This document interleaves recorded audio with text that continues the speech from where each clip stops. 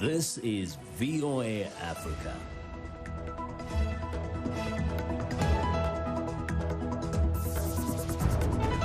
Hello, I'm Africa 54 Managing Editor Vincent Makori in for the Word. It's Tuesday, December the 8th. This is Africa 54. Due to the global outbreak of COVID-19, Voice of America is taking every necessary precaution to safeguard its employees, so our broadcast will look a little different today and in the near future as we, out of an abundance of caution, reduce our staffing at VOA headquarters here in Washington.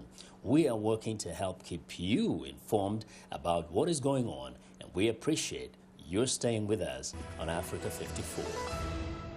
We begin in West Africa, where vote counting is underway in Ghana following its national election that ended Monday evening. The poll represents a tight battle between President Nana Akufo-Addo of the new Patriotic Party and his rival John Mahama of the National Democratic Congress Party. Key issues among voters include education, health, infrastructure, and the economy that has suffered its first quarterly decline in nearly 40 years. Angela Ukomadu reports. As Ghanaians began voting on Monday, an issue at the front of many minds is the economy. Okay. The West African economic powerhouse this year suffered its first quarterly economic contraction in nearly 4 decades. And the two main candidates for the presidency are both offering a recovery. Incumbent President Nana Akufo-Addo is promising to push ahead with a $17 billion program to boost jobs.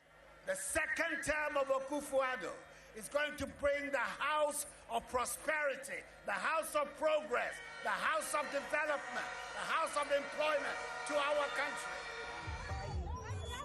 His main challenger, former President John Mahama, has a $10 billion infrastructure program at the heart of his campaign.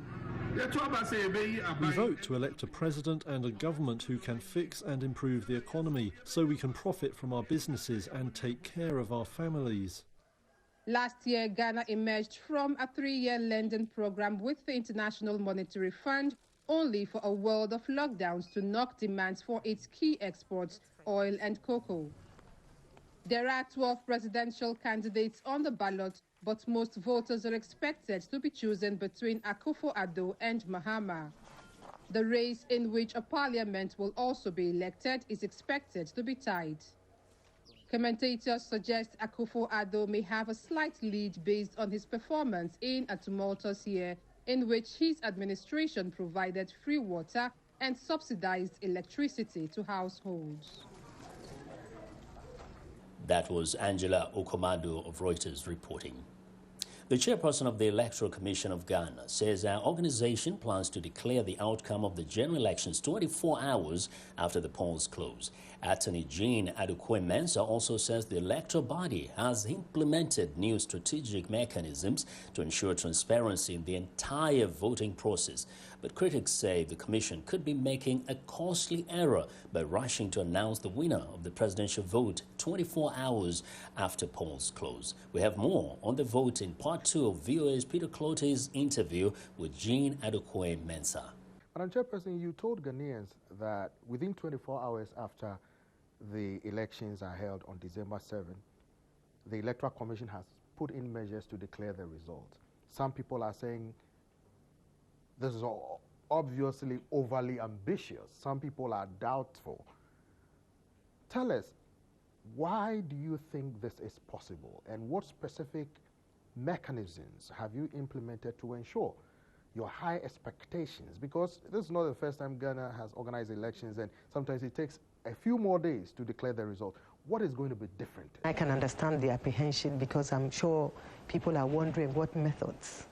And the methods have not changed. We're using the good old fax and complementing it with emails, of course, built encrypted emails and secure lines and so on.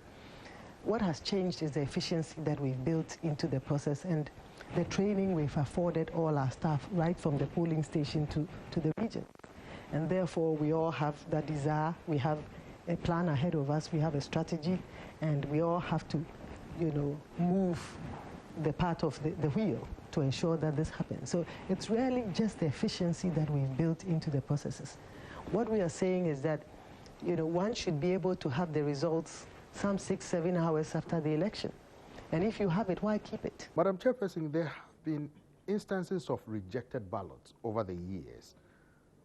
This time around, what measures have you put in place to make sure that this situation is drastically reduced? As a commission, we spent some time reflecting on this, and we realized that the biggest challenge and what causes rejected ballots is that the design of the ballots do not provide sufficient space, enough space for people to thumbprint without it going into the next box. And to think that, just with, a slight, thumbprinting into the next box, you find a lot of rejected ballots. And we felt that, well, let's look at the design of the ballots. And we, as a commission, we looked at this and we redesigned it, creating wide spaces, thick black spaces between each of the candidates on the ballot, making it impossible for anybody to thumbprint and for that print to go into the next box. And I think this has been the innovation. I think this is innovative. We believe that even where you thumbprint and it goes, because of that black lines in between the candidates, it's very unlikely that it will go into the next box. So we believe that this will go a long way to reducing rejected ballots. And so we do not envisage that we'll be seeing rejected ballots. Some political parties have expressed concern about some processes that you've put in place, but how do you allay their fear? We operate within the confines of the Constitution and our various CIs that govern our operations. And therefore, for this election, we are operating under the CI, the Constitutional Instrument 127. What we've done is to try to engage our political parties at the level of the Inter-Party Advisory Committee. And there we try to build consensus on some of the issues and respond to the concerns of parties. So I think we've tried to do that over the year and in previous years as well. I must say that it has not always been easy to build consensus on all the issues, but in most of the time we have the majority of political parties supporting the decisions of the Commission. Interestingly, in the last two IPAC meetings, we've had the two major parties building consensus on some of the issues, sometimes even against the Commission. What is your message to the people of Ghana? Well, I'd like to assure them that on the part of the Electoral Commission, our processes will be transparent, fair, and credible. We've built these mechanisms and these processes into our operations. We would, our teams are out there to work to ensure that it is the will of the people that stands at the end of the day. They've been provided with adequate training. On our part as commissioners as well, we are assuring the citizenry that we would declare the results based on the will of the people. Our transparency and the transparent processes that we have, provide comfort to the citizenry at all levels that, how the elections would go. But I like to assure them that we would provide and we would declare results that are based on the will of the people. That was VOA's Peter Clottey speaking with Jean Adukwei Mensa, chairperson of the Electoral Commission of Ghana. A United Nations security team seeking to visit a camp for Eritrean refugees in Ethiopia's war-hit Tigray region was denied access and shot at on Monday, according to two diplomatic sources. The incident occurred when the team tried to visit Shimelba, one of 4 settlements for Eritreans in the northern Tigray region, the sources told Reuters. They declined to give more details, saying the full circumstances were unclear. Neither Ethiopia's government nor the Tigray People's Liberation Front, who have been at war since November 4th, immediately responded to requests for comment. Information from Tigray is hard to verify because communications have been largely down and access has been tightly controlled. There was no immediate comment from the UN officials. Meanwhile, in a statement read by his spokesperson, Stephanie Dujarric, the UN Secretary General Antonio Guterres expressed concern Monday about the current situation in Tigray. The Secretary General is very concerned about the current situation in the Tigray province in Ethiopia. He feels that it is essential to quickly restore the rule of law in full respect for human rights, promote social cohesion, an inclusive reconciliation, as well as to reestablish the delivery of public services and guaranteed unfettered humanitarian access. The United Nations remains totally committed to supporting the African Union initiative. We also remain fully committed to mobilizing the full capacity of the United Nations to provide humanitarian support to refugees, displaced people, and all population in distress.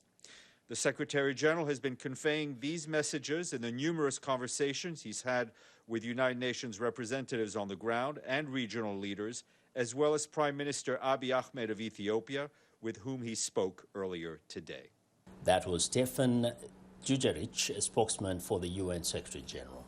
The United States on Monday placed Nigeria on a religious freedom blacklist, paving the way for potential sanctions if it does not improve its record. Secretary of State Mike Pompeo designated the U.S. ally for the first time as a country of particular concern for religious freedom, alongside nations that include China, Iran, Pakistan, and Saudi Arabia. Pompeo did not elaborate on the reasons for including Nigeria, which has a delicate balance between Muslims and Christians. But U.S. law requires such designations for nations that either engage in or tolerate systemic, ongoing, egregious violations of religious freedom. Other nations on the blacklist are Eritrea, Myanmar, North Korea, Tajikistan, and Turkmenistan. U.S. President Donald Trump's order for most U.S. troops to leave Somalia comes as the country prepares to hold parliamentary elections this month and presidential election in February of next year. Speaking via Skype from Mogadishu, the former deputy director of Somalia's intelligence agency, Abdulsalam Yusuf Guled, says the timing is unfortunate. I think it's not right at the moment, given the time of the Somali and the elections. Somalia is having a general election now, and Al-Shabaab are engaging in so more violent and fight against the Somali securities. So I don't think it's interested in the Somali government, interested in the Somali security, and it doesn't have to interest anyone. So I think it's a heartbreak in the Somali security and the system that we rely on. Guled says the U.S. decision is good news for Al-Shabaab, which he worries will launch fresh attacks against African Union and Somali government targets. Al-Shabaab is a victory. I'm sure they celebrate it. I'm sure they look in the clock, ticking the clock. 15 January, I think that's a day had been given to the Americans withdrawn. And I think Al-Shabaab will be celebrating. I think they will, make sure I think they will show off in the coming weeks and their military capability, which they not been using for years. And it's a good news for the Al-Shabaab. Of course, on the other side, it's a bad news for the Somali government and AMISOM. And for those who are fighting against the Al-Shabaab and terrorist extremists in East Africa, it's a sad news for the American withdrawal. In addition to training Somali troops, Guled says U.S. forces also play a critical role in operating armed drones that he says have degraded Al-Shabaab's operations. If the drone is withdrawn from Somalia and American is hovering above the airs of Somali, Al-Shabaab bases, if that minimized, Al-Shabaab will be able to use all their capability, military capability, and they will be able to engage and cause them more casualty. The African Unions and the Somali securities, and I'm sure they will be more visible in the coming weeks if they realize the Americans are not watching them overhead. Well, that was the former deputy director of Somalia's intelligence agency, Abdulsalam Yusuf Guled, speaking with VOA from Mogadishu. U.S. Africa Command spokesman Colonel Chris Kearns told VOA that while the threat remains in Somalia, it is contained. He says it's contained via continued pressure on the network. A political crisis in the Democratic Republic of Congo deepened Monday as lawmakers trashed parliament after President Felix Tshisekedi moved to scrape the shaky ruling coalition. Tshisekedi's government is in tatters, with members of parliament loyal to his powerful predecessor Joseph Kabila, who command more than 300 seats in the 500-member parliament, increasingly at odds with supporters of the president. On Sunday, Tshisekedi said he planned to form a new coalition and warned he might be forced to dissolve parliament and hold fresh elections in a country wrecked for decades by conflict and corruption. The announcement sparked violence in parliament on Monday, with sources close to the Assembly's pro-Kabila speaker charging the lawmakers of Tshisekedi's party went on the rampage, destroying desks and chairs. The growing tensions are sparking international alarm. The African Union called on the country's leaders to, quote, work resolutely and sincerely for national harmony and to preserve peace and stability. We are excited to hear what you think about Africa 54 during the discussion on Facebook. The address is Africa 54. We're also streaming our broadcast live on Facebook. Please watch and share our show with your friends. Also, check out our headlines 24/7 on voaafrica.com. Still to come, U.S. President-elect Joe Biden seeks to demonstrate diversity in his cabinet selection. We'll be right back. Health, wellness, sport, beauty, medical breakthroughs. Healthy Living cares about your well-being. What are the main health concerns in Africa and around the world? Find out the latest on coronavirus. Connect with our experts and ask them questions. How long does the virus stay? Join me, Lina Khmudu, in Washington every week on Healthy Living, right here on VOA.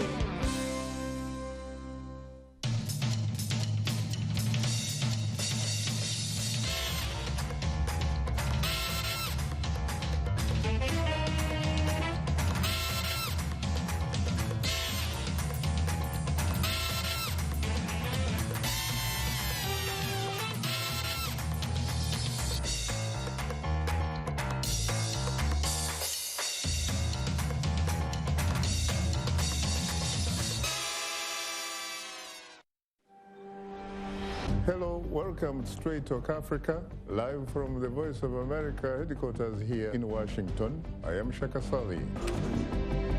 Straight Talk Africa, we call it like it is. We discuss issues that reflect the interests of our audience without fear or favor.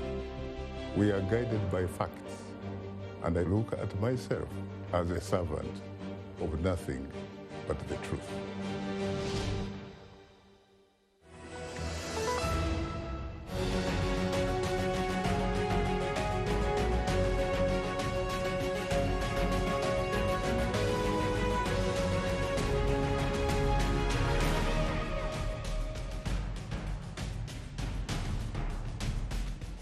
U.S. President-elect Joe Biden has chosen retired General Lloyd Austin to be his defense secretary.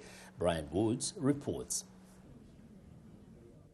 U.S. President-elect Joe Biden has chosen his defense secretary, retired General Lloyd Austin. That's according to a person familiar with the decision on Monday. Austin served under former President Barack Obama, overseeing forces in the Middle East as head of the U.S. Central Command. He would also be the first black person to run the Pentagon. The news was first reported by Politico.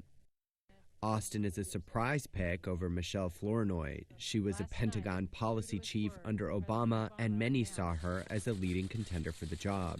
She would also have been the first female Secretary of Defense. Austin's nomination could draw fire from progressive groups given his role on the board of a number of companies, including weapons maker Raytheon Technologies. And he would be the second Pentagon chief in 4 years to require a congressional waiver, since it has been less than 7 years required of the position since he served in the military. Biden's first major challenge, however, will be the global health crisis. He's already nominated key members of his health team, including California Attorney General Javier Becerra as head of Health and Human Services. And Biden's asked Dr. Anthony Fauci, the nation's top infectious disease expert, to stay on as a chief medical advisor. Brian Wood of Reuters reporting. President-elect Joe Biden's selections to lead cabinet positions provide insight into how he plans to govern once he assumes office in January. VOA's Ken Farabaugh reports while many farmers in the Midwestern United States may not have voted for Biden, they will be impacted by whom he picks to lead key agencies. After a tumultuous 4 years marked by trade uncertainty and now a global pandemic, many farmers across the country still supported President Donald Trump.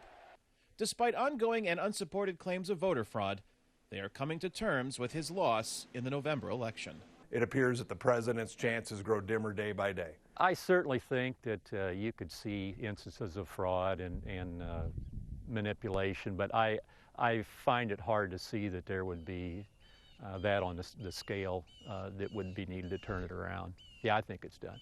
Fred Greeter and Brian Duncan both farm crops in the Midwestern state of Illinois, where President-elect Joe Biden won a decisive victory fueled by support in densely populated areas like Chicago. But rural Illinois, where President Trump was popular, is important to the nation's agriculture industry. Although about 1% of the U.S. population lives on a farm, the agriculture and food industry represents about 5% of U.S. gross domestic product.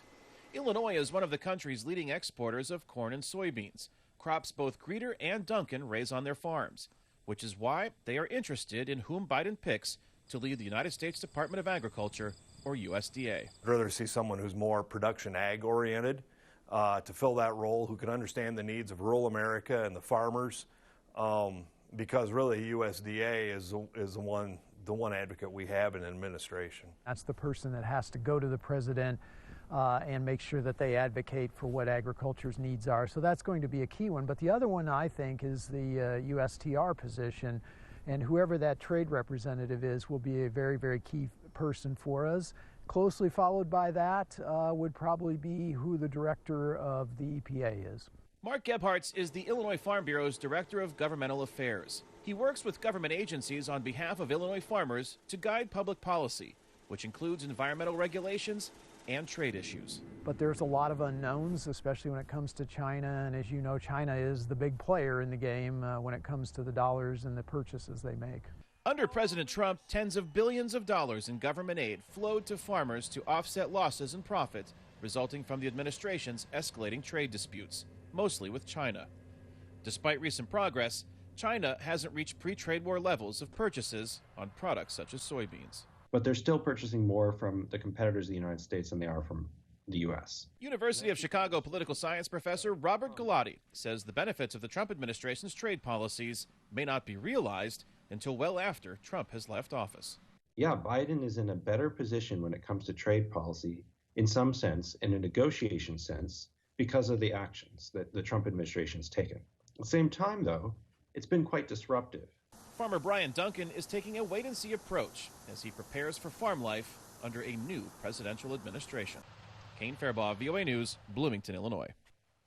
After 4 years of President Trump's America First policy, President-elect Joe Biden says his administration will reassert the nation's historic role as a global leader. VOA correspondent Margaret Bashir reports expectations of the United Nations are high that the United States will re-engage at the world body.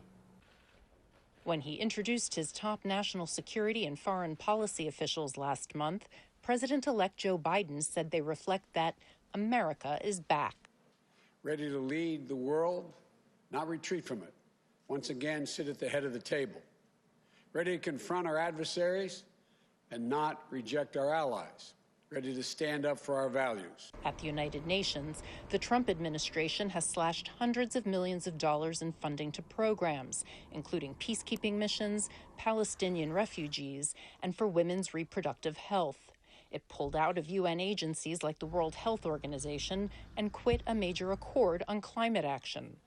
Biden could win some international goodwill by quickly undoing some of Trump's policies. Experts say UN Secretary General Antonio Guterres will likely have more latitude with the new U.S. administration. I think we're going to see Guterres laying out some pretty ambitious plans in the year ahead on how to fight climate change and how to fight inequality, because in a sense he's liberated to promote ambitious ideas for international cooperation after a period in which he had to be enormously cautious to avoid offending Trump. Biden's nominee to be UN ambassador and member of his cabinet is career diplomat Linda Thomas Greenfield. America is back. Multilateralism is back. Diplomacy is back. Diplomats have publicly and privately welcomed her nomination. We think that should bring to bear her vast experience, over 3 decades of diplomacy. And that's when we need it now. Now we need diplomatic skills, maturity, and knowing that we have a common cause, all of us. Whether to rejoin the Iran nuclear deal will quickly test the new administration. the president-elect recognizes that this is going to be a tough road ahead. If Iran were to enter into strict compliance with the 2015 deal, then the U.S. will rejoin the deal, but only as the beginning of follow-on negotiations. And that's where the difficulties are going to come. At the United Nations, China moved to expand its influence as the Trump administration pulled back.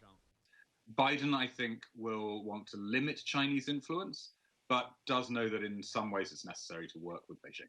Both allies and adversaries are eager to see how Biden and his UN envoy will translate this new U.S. leadership at the United Nations. Margaret Bashir, VOA News, New York. The Pfizer Biontech vaccine against the coronavirus must be stored at extremely cold temperatures, raising some concerns about the difficult task of moving it across the United States for inoculations. But dry ice companies across the U.S. say they are up for the challenge. Aisha Sarai spoke with one such company in Baltimore. As the U.S. moves to approve the Pfizer-Biontech vaccine against the coronavirus, a big challenge will be keeping the vaccine cold. It's got to be kept between not minus 70 and minus 90, which the dry ice can do. But this dry ice maker in Baltimore, with decades of experience and 5 warehouse employees, says it won't be competing for business. This is going to be a national deal. I don't believe there's any one dry ice company that can take care of all that. Most companies like Capital Carbonic are already producing the specific size and shape of ice. Pfizer, and likely other vaccine companies, would require the ice to come in a pellet smaller than the standard 5/8 size. It's a lot. It'll fit down in the boxes a lot more than a regular 5/8 standard pellet. This is for a lot of biomedical researchers that use this. Although the task seems daunting, Weldon says that having worked with the National Institute of Health for years, his company is up to the challenge. We're ready. I mean, our tanks are full. You know, I mean, we're capable of running 7 days a week. And Capital Carbonic does expect that once distribution starts, dry ice production will be a 24/7 job. Isha Sarai, VOA News, Baltimore. Well, and that's our show for today. Be sure to watch Africa 54 on our website at voaafrica.com. From all of us in Washington, thanks for watching.